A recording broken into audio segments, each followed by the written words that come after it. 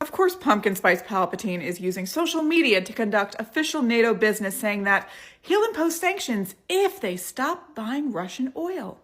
Here's his official letter to NATO and the world as posted on Not So True Social, saying he's ready to do major sanctions on Russia when they all the NATO nations agree to stop buying Russian oil.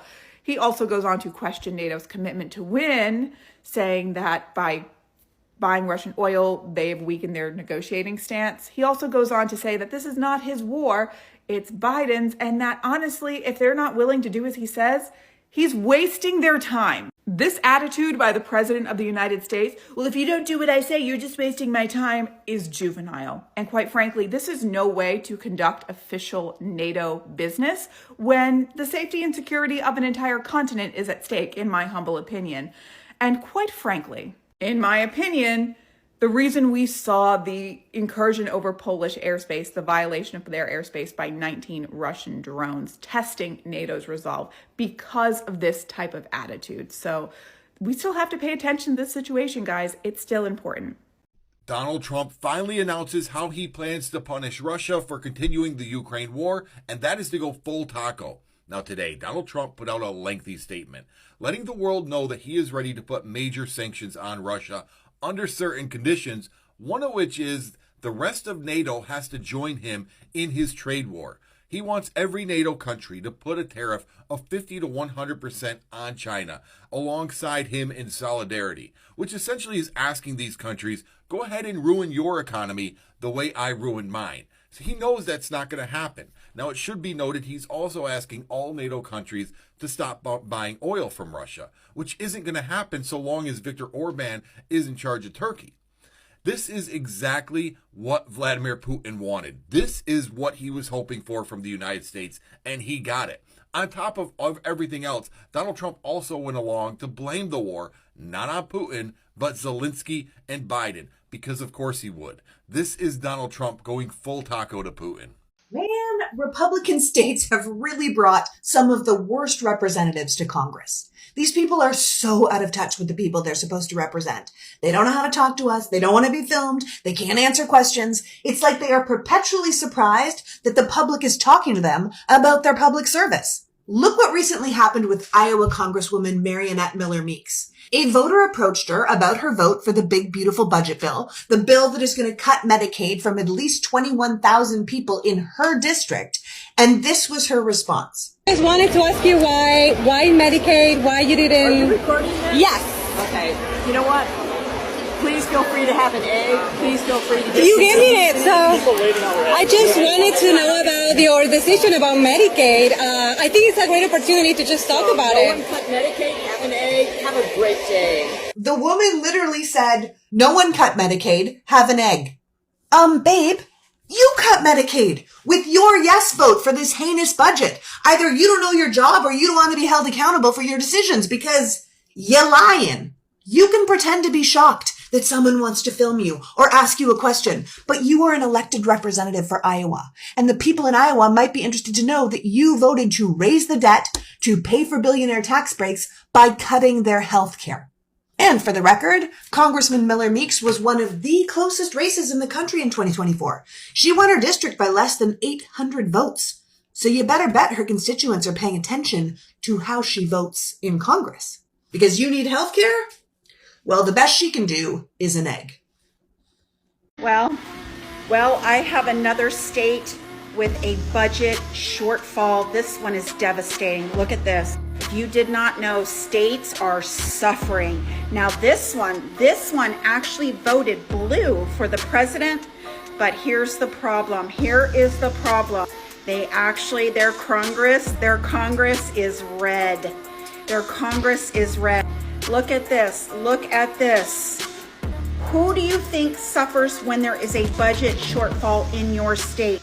You do. It means you either raise state taxes, or lower what you get done, or you do both. This is happening to multiple states. I want to ask you, where are your federal tax dollars going? Because we all pay that line item that says federal.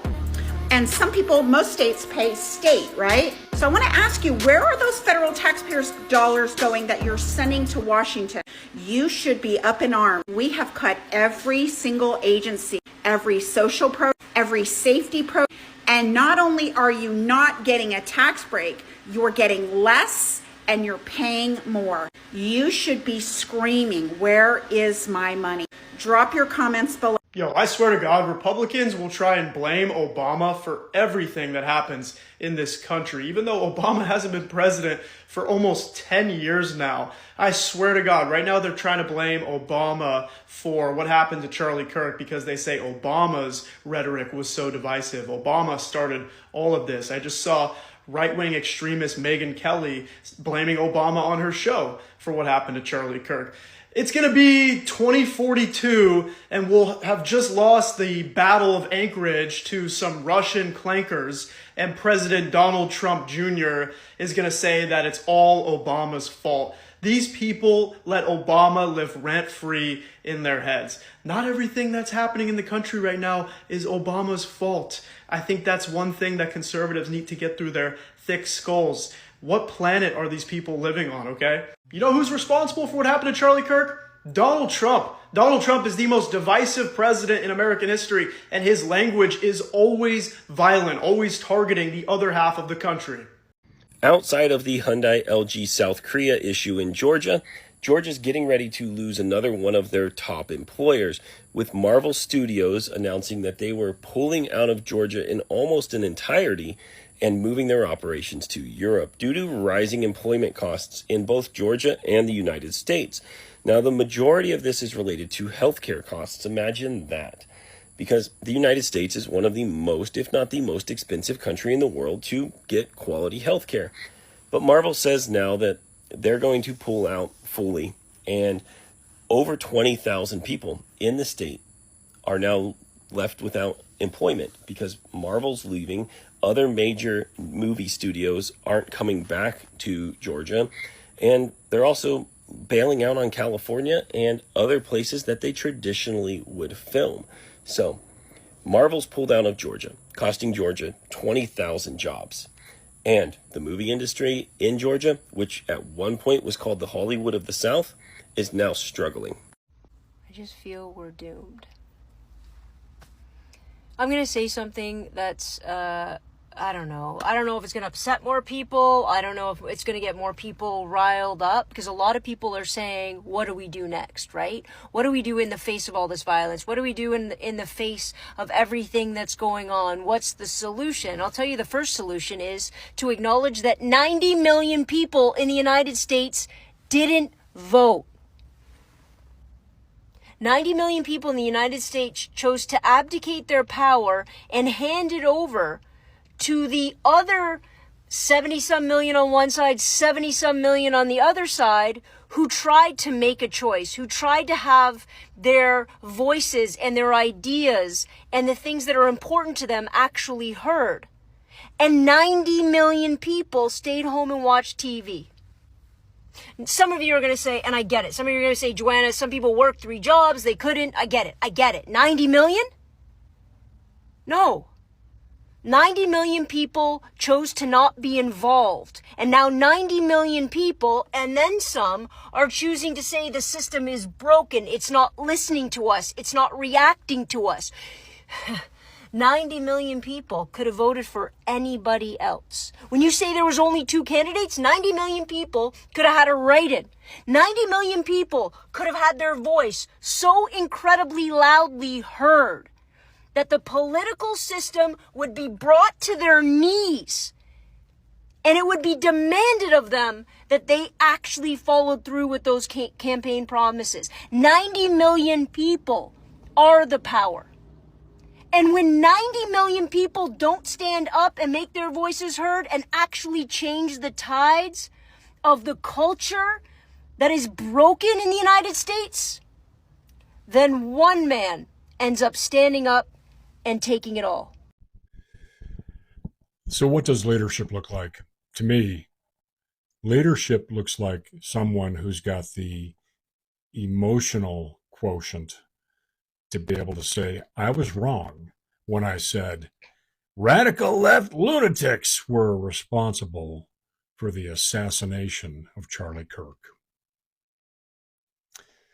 Leadership to me looks like someone who would honor an 80-year commitment to NATO, someone who would put tougher sanctions on Russia for sending drones into Poland. Leadership to me looks like someone who has the empathy to be able to take both sides. Melissa Hortman and her husband were brutally murdered, and he didn't say a word. Leadership to me is someone who doesn't say, "Go kick the hell out of them." Leadership to me looks like someone who recognizes the deep ties we have with Mexico and with Canada, and the fact that, sure, there are problems here and there, but as an example, Canada is not the sole source of fentanyl streaming into the country, as Kash Patel recently said. Leadership to me is not othering. It's not dividing us. It's not setting up a demeaning dialogue on a daily basis that pits Americans against each other. Leadership to me also looks like universal health care. Leadership to me looks like a comprehensive gun registration and background check system. Leadership to me looks like embracing science and not embracing some quack idea that windmills cause cancer and solar energy doesn't work. It's just factually false. And finally, leadership to me looks like respecting the Epstein survivors, the people who are brave enough to speak out. They're getting death threats, and we know that POTUS is on the list, and he's complicit. Thanks. Talk soon.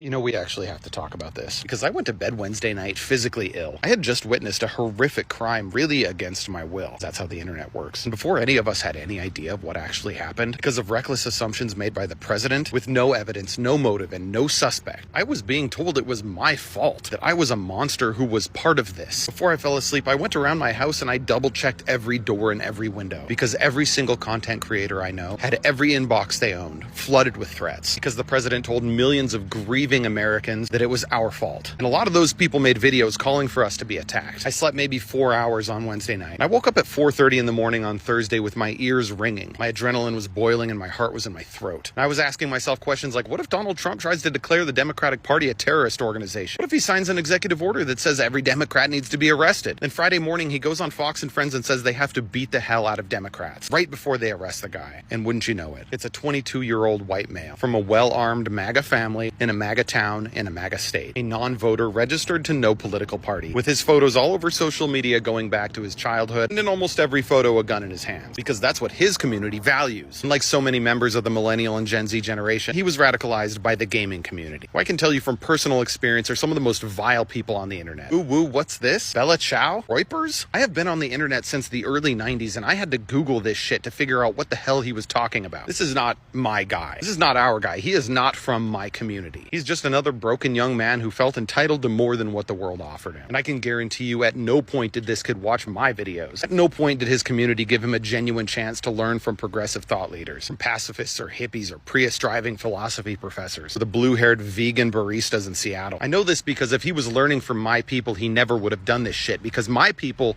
don't do this shit. My people turn the other cheek when the first one still burns. My people stop and ask themselves, what could we have done differently to prevent this? My people are mourning right now for the people whose beliefs we despise, while your people preemptively and without evidence blame us for things that ended up having nothing to do with us. So Donald, where's my apology? Where's the apology to the left-wing community? Where is your 4-minute resolute desk tirade in defense of the tens of millions of Americans you just branded with a bullseye? Because now that the smoke is starting to clear, I look around and I see, once again, you punching down on marginalized people and those who seek to defend them. And I think, once more, every single one of us on both sides deserves so much better than you. If you asked me where that uniquely American brand of cruelty stems from, especially in the red states, I would say Christianity without hesitation. American evangelical Christianity and conservative Catholicism are at the root of most of the social ills of the United States and possibly even of the world. I am convinced that Christianity in America functions less like a religion and more like a conformity cult. By professing the beliefs in public, by showing up at church, by performing the rituals, you are signifying to the community at large that you are willing to do what needs to be done. You are willing to do those things without asking too many questions. This is why you have grown adults in the year 2025 walking around saying that they literally believe the earth is 2,000 years old and that Eve was made out of a rib. These are profoundly stupid stories that come from the childhood of mankind. They have no bearing on the world in which we live. You have a smartphone in your pocket or your hand right now that requires quantum entanglement to be real in order to function. Quantum entanglement, relativity, none of these things are compatible with the earth being flat and having been created in 6 days. But it doesn't matter if by saying these things you look foolish, because to the cult you are signifying that you are conforming. Conformity comes with benefits as far as the community is concerned. People who go to church regularly are often seen as being more steadfast and more reliable. They are often talked about as being pillars of their community, despite the fact that they may not actually do a goddamn thing. This is why American Christians are able to live in ways that are contrary to the way the character Jesus asked them to behave in the Bible. This is why they can go through life with such hatred of people with different skin colors from their own. This is why they can laugh at people who are suffering from addiction or homelessness or just hunger.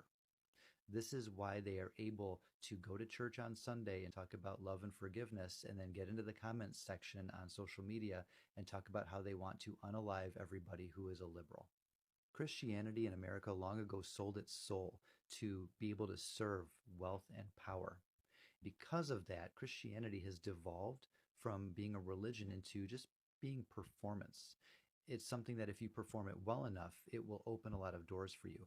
But you will never convince me that the majority of people who claim to be Christians in the United States are actually Christians, because if they were, there would be no homelessness, there would be no hunger. The first time we had a mass shooting at a school, Christians would have gotten together to do something about it. And they sure as shit would not support Donald Trump in any election. Period.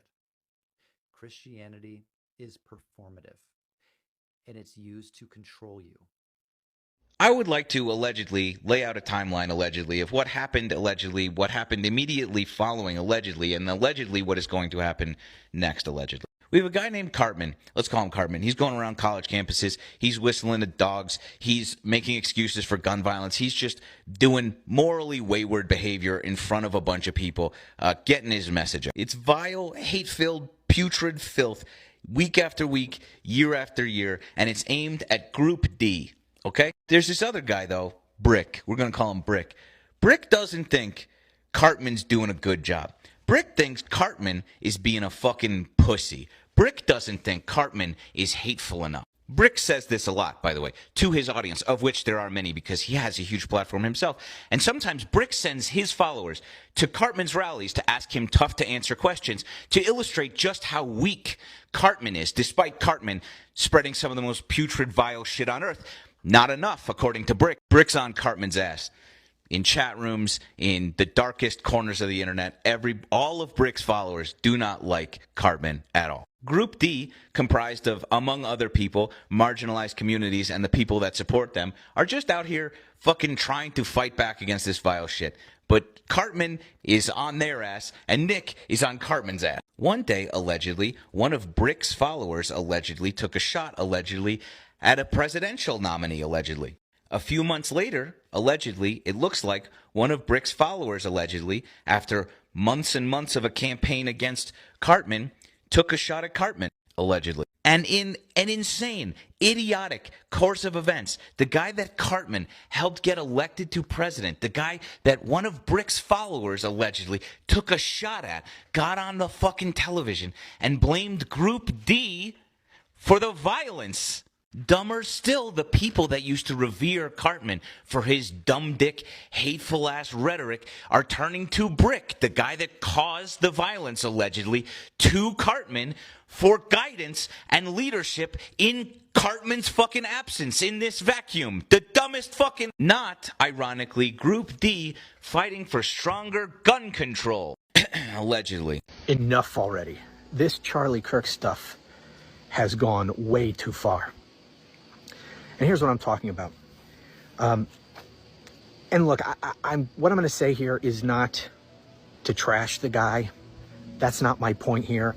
Although I have no problem with anybody saying whatever points they want to make about Charlie Kirk. Because I see, these MAGAs want to shut down any legitimate commentary about this by saying, oh, you can't speak. He's dead. You can't speak ill of him. And, he's now a MAGA saint, I guess, or whatever. No, I think it's perfectly legitimate. This man lived a life of politics. He became very rich as a result of his talking about politics. Not a damn person ever would have heard of this guy, but for how he injected himself into politics. And I think that his legacy and what he did in contributing to so much that is wrong with this country, I think it's perfectly reasonable to talk about it. And of course, the glaring ironies related to his death. I think that's all fair game. So don't let these MAGAs shout you down. But what I want to say here, what's really pissing me off, is how he is being elevated to something that he wasn't.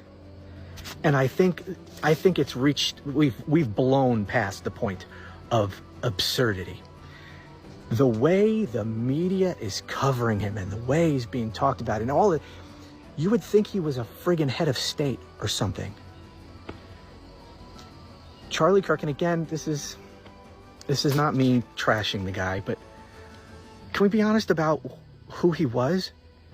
He was a man who was a social media shit poster. That's what he was. That's how he started out. And he turned shit posting on Twitter into a career in which he made a lot of money and became very famous by lying, spreading lies and hatred, and all of that. That's what he's known for. That's how he's made his money. He didn't, this idea that he's being held up as this champion of free speech, he had every right to say whatever he wanted. I've got no problem with that. I've got no problem with even, how he made his money. I said he was a shit poster who turned that into a career. That's what he did. Fine. It's legitimate. Go ahead. What I'm saying is, that's not worthy of all of this that we're seeing. Okay? That's ridiculous. We don't give this much attention to damn near anyone else when they die. And here's a point too I'd like to make. I wonder how much of this, and I think it's a lot. We'll never know, but I think it's a lot. How much of this is attributable to the fact that he was killed on videotape? And the nature of that videotape, as awful as it was and as graphic as it was. What if it wasn't on video? Would this be getting nearly as much of the attention as it's getting? I do not think so. I don't think it would be getting anywhere close to this amount of attention if we didn't have the video. Now, it would have been covered for sure, and MAGA would be going insane for sure. I mean, it would still be a big story. Don't get me wrong. Okay, I can only talk about terrible political news for so long in a day, so I want to respond to this question from a couple of weeks ago that I had saved. What does unschooled mean?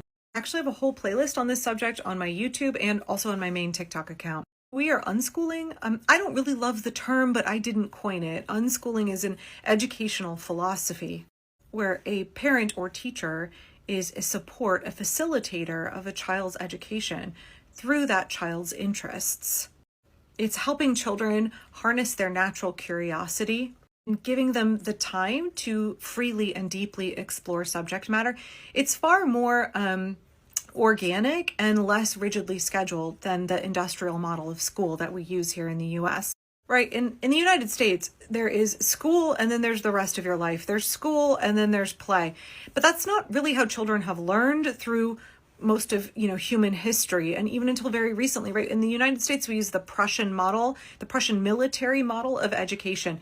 Our institutional regimented school system is less than 200 years old. It's very, very recent, and we think that it is the standard or the way that kids learn because that's how we were taught, the system that we went through. But the Prussian military model was one that was designed to create compliant, obedient soldiers for the army. And we took it and adapted it in order to create compliant, obedient workers for the capitalist system, to have those assembly line workers who would do what they were told.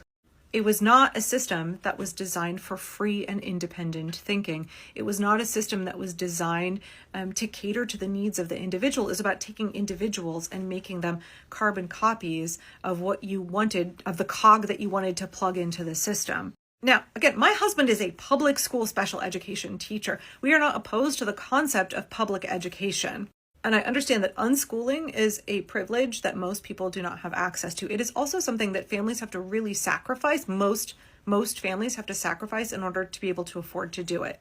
Because it is about a child accessing education, accessing learning, contextualized within their real life. And so it's a lot of work for parents to help children be able to explore their interests really fully, and then make sure that children get a really rich and deep education while doing so. The industrial school model has subjects, discrete subjects that are taught to children. Right, you got your block schedule, you go to math, and then you go to Spanish, and then you go to language arts, and then you go to chemistry, right? But in an unschooled environment, it's a holistic approach where you understand that in the real world and in the way we've evolved to learn, kids don't actually break those subjects up. There's an integration between them, and that something is really lost when you do that kind of artificial, arbitrary delineation between different modes of learning, which I could argue my recent viral videos about Hank Green and knitting and physics maybe are kind of a manifestation, an example of that there is not that formal line